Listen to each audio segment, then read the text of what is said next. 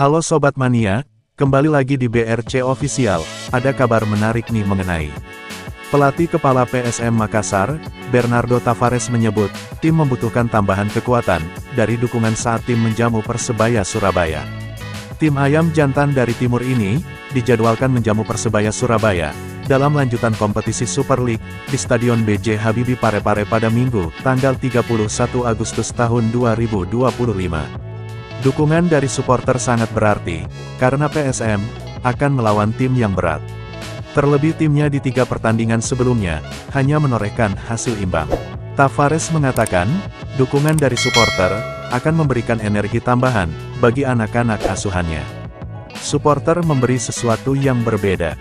Pemain akan mendapat tenaga ekstra melawan Persebaya, katanya dikutip dari Ilik, Senin tanggal 25 Agustus tahun 2025.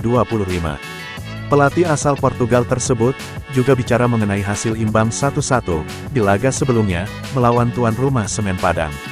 Tavares mengaku, 1 poin yang didapatkan saat lawan Semen Padang tidak terlalu mengecewakan. Sebab kondisi timnya sedang tidak baik-baik saja. Dia mengungkapkan, timnya tidak dalam kondisi terbaik. Sebab ada yang cedera, dan penyebab lainnya. Ada yang baru sembuh dari cedera. Kemudian ada yang baru bergabung. Seperti Yuran Fernandes, yang baru selesai menjalani sanksi, ujarnya. Tavares mengaku, tetap ada beberapa catatan, yang menjadi evaluasi, untuk persiapan melawan Persebaya Surabaya.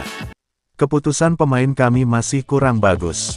Kami sempat down, tapi kami membuat perubahan, ucapnya. Nah itu dia sobat untuk update kabar hari ini.